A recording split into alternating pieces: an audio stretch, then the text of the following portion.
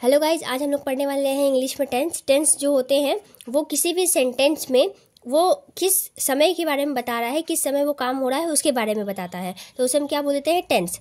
Tense 3 तरीके के होते हैं, एक प्रेजेंट होता है, पास्ट होता है और फ्यूचर होता है। प्रेजेंट में हमारे 4 टाइप आते हैं, ऐसे ही सब में आएंगे। Present indefinite, present continuous, present perfect continuous, ठीक है। और पास्ट में भी होता है present indefinite, past continuous, past perfect continuous. Future में future indefinite, future continuous, future perfect continuous, ये फ्यूचर में टाइप होता है।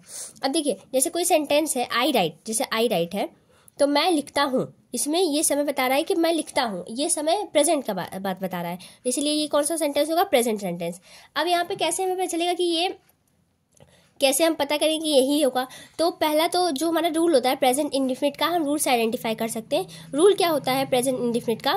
सब्जेक्ट होता है प्लस वर्ब होता है और एस और यस लगा होता है, और ऑब्जेक्ट होगा तो ठीक है, नहीं होगा तो वहाँ पे कोई दिक्कत नहीं है, लेकिन ऑब्जेक्ट अगर है तो यहाँ पे लिखेंगे। तो यहाँ पे प्लूरल फॉर्म में एस और यस नहीं लगता है, सिंगुलर फॉर्म में एस और यस लगता है। अब ये डिपेंड करता है एस और यस किस कंडीशन में लगेगा। अब जैसे यहाँ पे एप्पल लिखा है, एप्पल लिखा है तो यहाँ पे एप्पल में लास्ट में ई है तो यहाँ पे एस लगता है। मैंगोज में ओ है तो यहाँ पे ई एस लगता है, तो ये हो गया मैंगोज, ई एस लग गया। यहाँ पे एप्पल है तो एप्पल्स लग गया, नहीं एस लग गया। तो ये सिंगुलर फॉर्म है, इसलिए यहाँ पे एस और यस लगेगा। प्लूरल फॉर्म होगा तो एस और यस नहीं लगेगा। प्लूरल फॉर्म कौन होता है? आई, दे, वी, यू, एक्सेट्रा। अब इसी से एक सेंटेंस बना के देखते हैं। जैसे अभी हमने लिखा आई राइट, तो ऐसे हम लिख देंगे दे प्ले। अब दे क्या है? प्लूरल फॉर्म है, इसलिए एस नहीं लगा है, ठीक है। और अगर मान लीजिए यहाँ पे सिंगुलर फॉर्म हो, जैसे यहाँ पे लिखा सीता प्ले, तो यहाँ पे सीता क्या है? सिंगुलर है, तो यहाँ पे लगेगा एस, सीता प्लेस। तो इस तरीके से हमारा प्रेजेंट इंडिफिनिट टेंस बनेगा। अब हमारे पास क्या आता है? Present continuous tense. इसमें क्या रूल होता है? इसमें होता है subject plus is, am, are plus verb plus I N G plus object, ठीक है। अब यहाँ पे जैसे यहाँ पे क्या आता है हिंदी में अगर देखा जाए तो यहाँ पे आता है रहा, रही या रहे।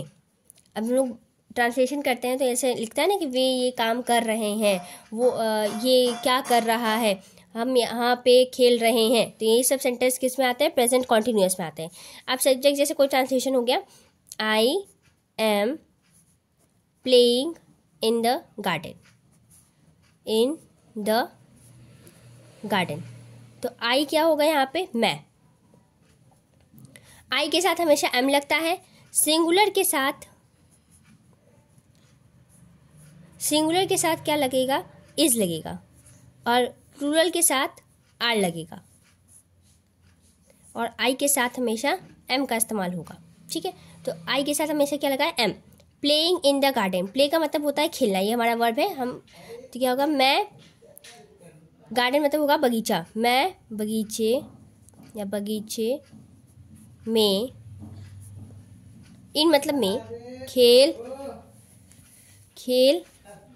रहा हूँ, मैं बगीचे में खेल रहा हूँ, ये सेंटेंस होगा हमारे पास। तो ये क्या होगा? Present continuous, is am are लग जाएगा तो प्रेजेंट कॉन्टिन्यूअस हो जाएगा। अब हम लोग पढ़ेंगे प्रेजेंट परफेक्ट। प्रेजेंट परफेक्ट में क्या होगा? रूल क्या कहता है हमसे कि हमारा सब्जेक्ट लगेगा प्लस, प्रेजेंट परफेक्ट में हैज़ या हैव के लिए यूज़ होता है, प्लस वर्ब का थर्ड फॉर्म लगता है, और प्लस हमारे पास आता है ऑब्जेक्ट। अब हैज़ और हैव में क्या होता है कि हैज़ सिंगुलर के साथ लगता है, हैव प्लूरल के साथ लगता है। एग्जाम्पल में जैसे वहाँ पे लिखा था I am playing in the garden, तो अब मान लीजिए यहाँ पे हमारे पास आ गया दैट शी, यहाँ पे हैज़ है तो यहाँ पे लिख देंगे हैज़ कुक्ड। कुक है तो कुक होता है थर्ड फॉर्म उसका कुक्ड इन द किचन, यानी वो किचन में खाना। हाँ, यहाँ पे चुका चुकी का अर्थ आता है, अगर हिंदी में ट्रांसलेशन कर रहे हैं आप तो चुका चुकी या चुके। तो यहाँ पे हमारे पास क्या आएगा? हम फ्रेम करेंगे इसको ट्रांसलेशन में तो कैसे आ जाएगा? वह यहाँ पे लड़की के लिए इस्तेमाल हुआ है तो यहाँ पे वह आ जाएगा। वह किचन यानी कि रसोई घर में खाना पका चुकी है, तो ये आएगा इसका ट्रांसलेशन। तो ये हमें ऐसे पता चलेगा हैज़ हैव लगा है तो प्रेजेंट परफेक्ट है। अब इसके बाद आता है present perfect continuous, present perfect continuous, ठीक है। तो प्रेजेंट परफेक्ट कॉन्टिन्यूअस में क्या होता है कि हमारे पास समय भी होता है उसमें, जैसे अब देखिए जैसे यहाँ पे लिखा है, ये देखिए रेन मार्टिन की बुक है, बहुत अच्छी बुक है। आई हैव बीन लविंग, ये प्रेजेंट परफेक्ट कॉन्टिन्यूअस का है। यहाँ पे ये बता रहा है कि मैं कितने समय से किसी से प्रेम करता हूँ। तो यहाँ पे प्रेजेंट टाइम के साथ साथ उसमें ये मेंशन भी करता है कि कितने समय से या किस समय से, ठीक है। अब जैसे यहाँ पे आपको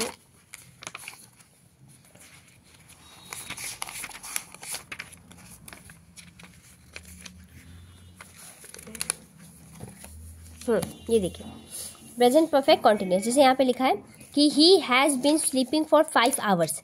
यहाँ पे कि मतलब वो अभी भी क्या है, सो रहा है। किसी काम का होना, स्टार्ट होना तो बता दिया है ना, जैसे यहाँ पे दिया ना, the present perfect continuous is used for action which began at some time in the past and still continuing. ये टेंस कहाँ पे इस्तेमाल होता है कि कोई काम पास्ट में स्टार्ट हो गया है और समय में आगे अभी भी चल रहा है। तो उसे हम किस टेंस से दिखाते हैं, प्रेजेंट परफेक्ट कॉन्टिन्यूअस से। पास्ट में कोई काम स्टार्ट हो गया है, फिर अभी भी वो कॉन्टिन्यूअसली चल रहा है। जैसे he has been sleeping for 5 years, मतलब वो अभी भी सो रहा है और वो 5 घंटे से सो रहा है, यानी कि वो पास्ट में सोना स्टार्ट किया है और अभी तक फ्यूचर में वो सो रहा है। तो इसका हमको सेंटेंस क्या मिल जाएगा। अब जैसे दूसरा सेंटेंस क्या है यहाँ पे, they have been building the bridge for several month, मतलब उन्होंने पास्ट में ब्रिज बनाना स्टार्ट किया है और वो बहुत महीनों से उस चीज़ को बना रहे हैं।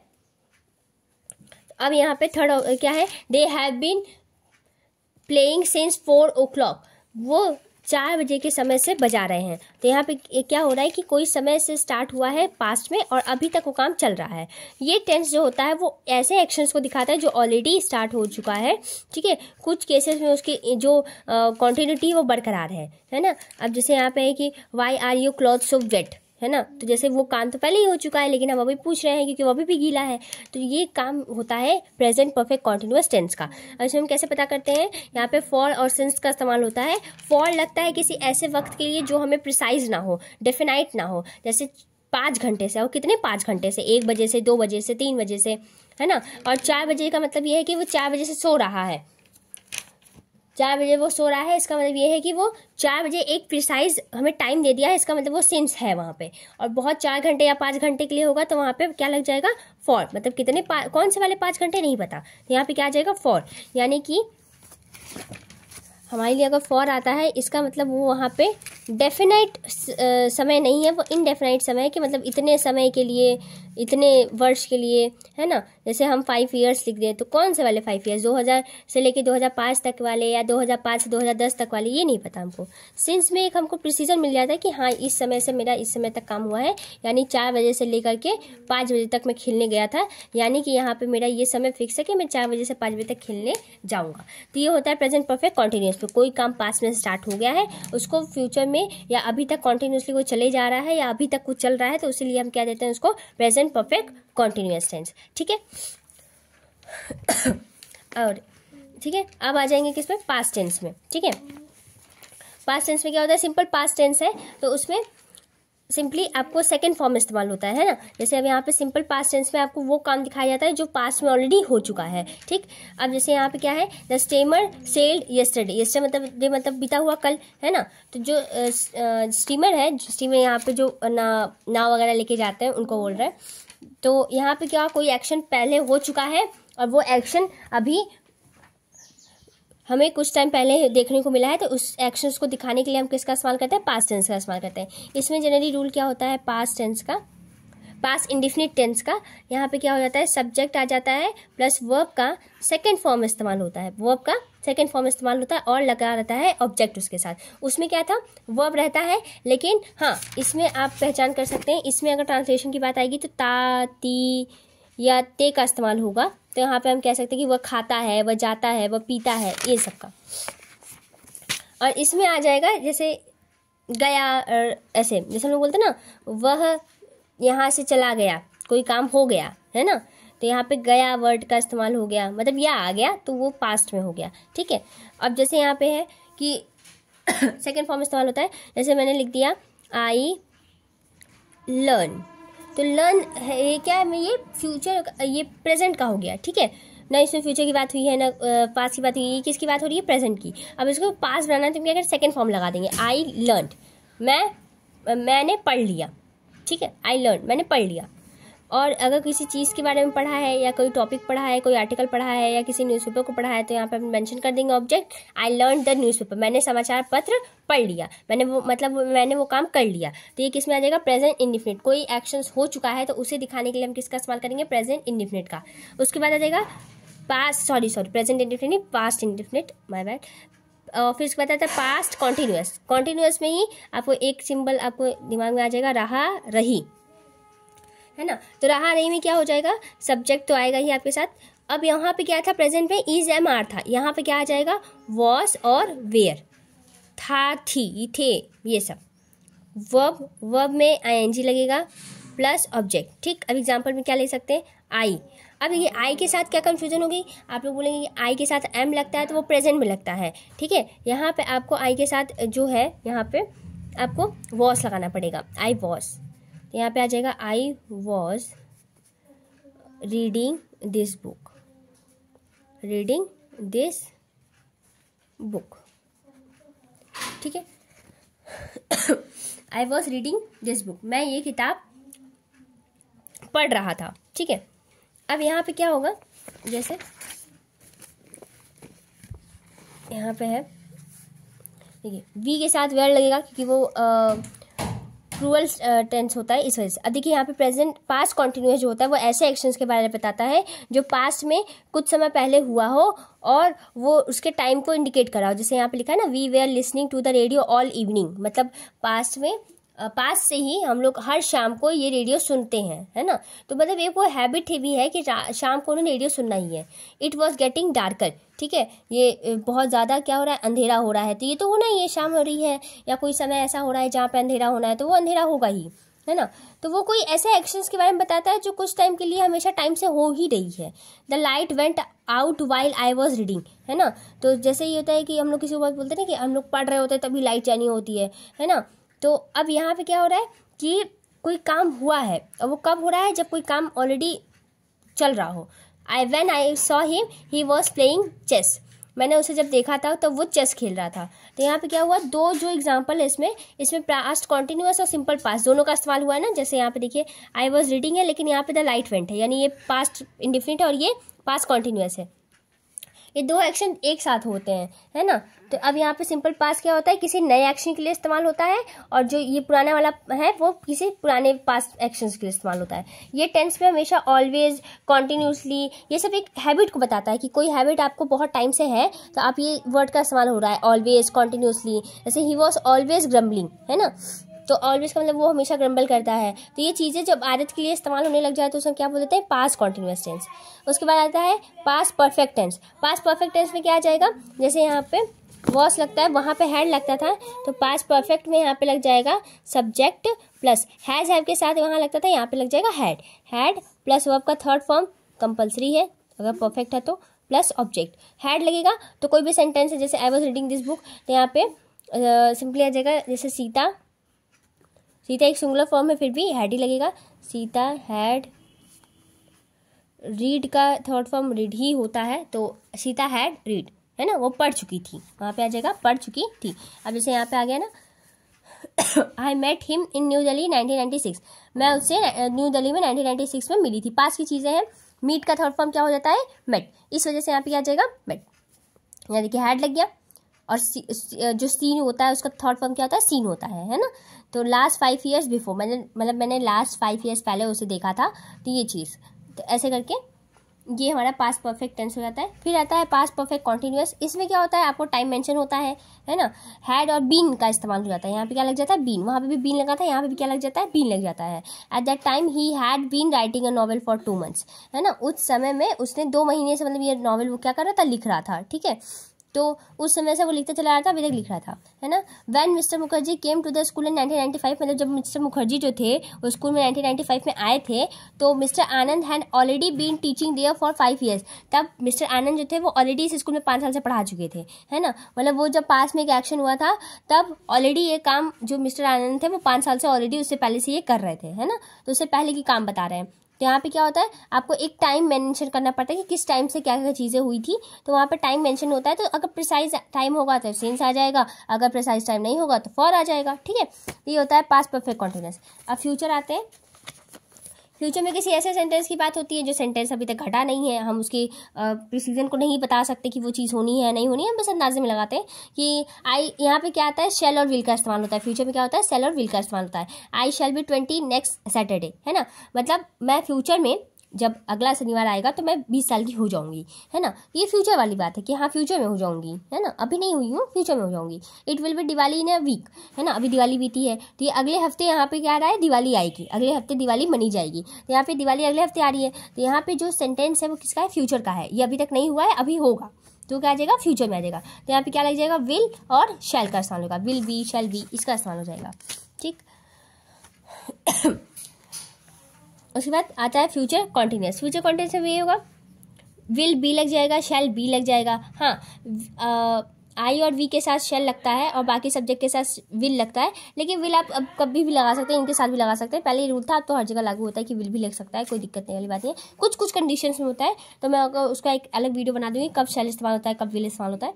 आई suppose it will be raining when we start, है ना, मैंने ऐसा सोचा था कि जब हम चलेंगे या हम किसी चीज़ की शुरुआत करेंगे तो वो बारिश हो जाएगी, है ना। तो we will future continuous tense, है ना, हम यहाँ पे फ्यूचर कंटिन्यूअस टेंस का इस्तेमाल करते हैं जब किसी एक्शन की बात होती है जो किसी फ्यूचर में टाइम की प्रोग्रेस के बारे में बताए, है ना। जैसे यहाँ पे एक एग्जाम्पल आ गया है कि the time tomorrow I will be sitting on the bench in Singapore, है ना, मतलब कल के समय, मतलब आने वाली कल के समय में मैं सिंगापुर के एक बीच पे बैठी रहूंगी, है ना। तो ये फ्यूचर वाली बात हो गई। ऐसे किसी एक्शन की बात जो फ्यूचर में होनी है, उसका प्रोग्रेस होना है, तो वो क्या हो जाएगा, फ्यूचर कॉन्टिन्यूअस टेंस हो जाएगा। इसमें एनजी का यूज हो जाएगा और विल बी लग जाएगा, बी लगेगा इसमें, हमेशा याद रखिएगा फ्यूचर कॉन्टिन्यूअस टेंस में बी लगाना जरूरी होता है। और यहाँ पे B2 कब लगेगा, देखिए B2 का इस्तेमाल कब होना है, ये भी आपको ध्यान देना है कि कभी कभी सेंटेंस में B2 का भी इस्तेमाल हो जाता है, तो 2 कब लगना है ना। तो जैसे पे कि B2 प्लस बेस फॉर्म लगता है, तो जैसे prime minister is to visit America next month, है ना, किसी ऑफिशियल प्लान के बारे में या अरेंजमेंट्स के बारे में हम बात करते हैं तो वहाँ पे क्या लग जाता है, 2 लग जाता है, ठीक है। फ्यूचर परफेक्ट टेंस में क्या आ जाएगा, फ्यूचर परफेक्ट टेंस में हैव लग जाएगा। हमेशा किसी भी सेंटेंस के साथ जब हैड और हैज़ लग रहा था तो अब यहाँ पे क्या लग जाएगा, हैव लग जाएगा, ठीक है। अब हैव लगेगा तो यहाँ पे जाहिर सी बात है हैव लगेगा, तो I shall have written my exercise by then. He will have left before you go to see him. By the end of this month, I will have worked here for 5 years. ये सब example क्या देंगे, future perfect में आएगा, have लग जाएगा इसमें। Future perfect continuous से वही बात आ जाएगी, हैव बीन लग जाएगा, है ना। लिविंग हियर आईएनजी लगेगा, ये कॉन्टिन्यूस है तो आईएनजी लगेगा। किसी ऐसे एक्शन की बात होगी जो ऑलरेडी कहीं स्टार्ट हो चुकी है और फ्यूचर में उसकी एंडिंग होनी है, जैसे I have been teaching for 20 years next July, मतलब अगले वाले आने वाले महीने में मैं यहाँ पे पढ़ाते पढ़ाते मुझे 20 साल हो जाएंगे, तो आने वाले अगले महीने में 20 साल हो जाएंगे, लेकिन मैं पढ़ा तो पहले से रही हूँ ना, 20 साल पहले से ही पढ़ा रही हूँ। तो यहाँ पे फ्यूचर परफेक्ट टेंस क्या करेगा, कोई एक्शन पास्ट में स्टार्ट हुआ होगा और वो फ्यूचर में खत्म होने वाला रहेगा, तो उसकी बात करेंगे तो फ्यूचर परफेक्ट कॉन्टिन्यूअस टेंस का इस्तेमाल यहाँ पे होगा। तो ये सारे टेंस हो गए, सबके वो हो गए कि कैसे कैसे क्या क्या इस्तेमाल होता है। अब हम लोग इसके बारे में, अब मैं एक रूल अगर बताना चाहूँ तो सिंपल सा रूल है कि कैसे पहचानेंगे रूल के बारे में। तो अगर यहाँ पे प्रेजेंट की बात हो रही है, यहाँ पे पास्ट की बात हो रही है और यहाँ पे फ्यूचर की बात हो रही है और यहाँ पे प्रेजेंट की बात हो रही है, एक सिंपल सा रिकैप देख लेते हैं। अगर प्रेजेंट इंडेफिनिट टेंस है तो यहाँ पे एस और ईएस का इस्तेमाल होगा, ठीक है, सिंगुलर के लिए, और प्लूरल के लिए वो नहीं होगा, सिर्फ क्या रहेगा, सब्जेक्ट प्लस वर्ब रहेगा और ऑब्जेक्ट रहेगा, ठीक है। पास्ट में क्या रहेगा, सब्जेक्ट प्लस वर्ब का रहेगा सेकेंड फॉर्म और ऑब्जेक्ट लगा रहेगा, ठीक है। इसमें रहेगा सब्जेक्ट विल या शैल की बात होगी, अब डिपेंड करता है कौन सा हमारा सब्जेक्ट है, आई है विल है, आई है तो विल है, सॉरी आई है, वी है, सी है, ही है, दे है, ये सब किस वाले की बात होगी, प्लस ऑब्जेक्ट होगा, ठीक है।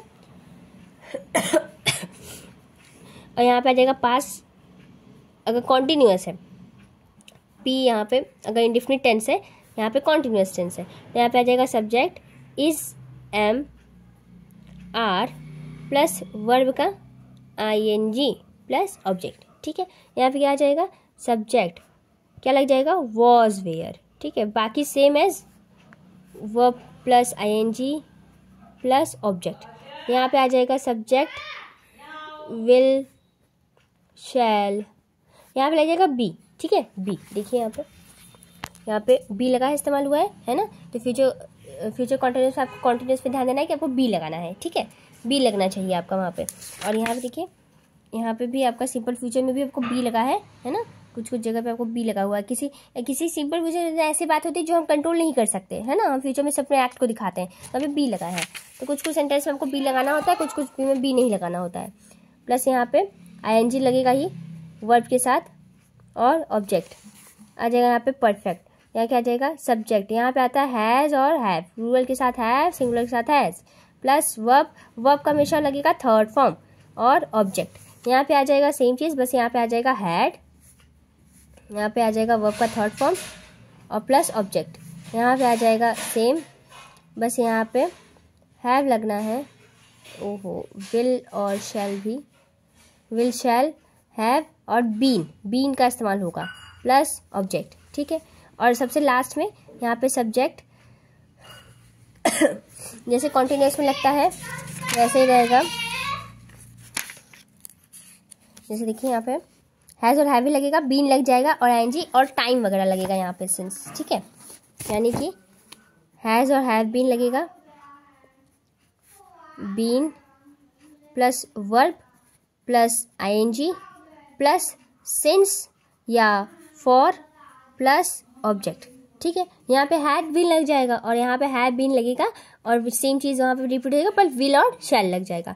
यहाँ पे हैड बीन का इस्तेमाल होना है, यहाँ पे विल और शैल का इस्तेमाल होना है, बाकी सब सेम है। तो ये एक ओवरऑल रिवीजन है कि इसमें आपको प्रेजेंट, पास्ट, फ्यूचर में क्या क्या करना है, ऐसे ही करना है। रूल आपका बहुत सिंपल है। अगर आपको इतनी चीज़ें बेसिक याद जाए तो आप किसी भी सेंटेंस का ट्रांसलेशन बना सकते हैं। अगर आपको वीडियो पसंद आया हो तो लाइक करें, सब्सक्राइब करें, और थैंक यू सो मच इतना देखने के लिए। Thank you, bye.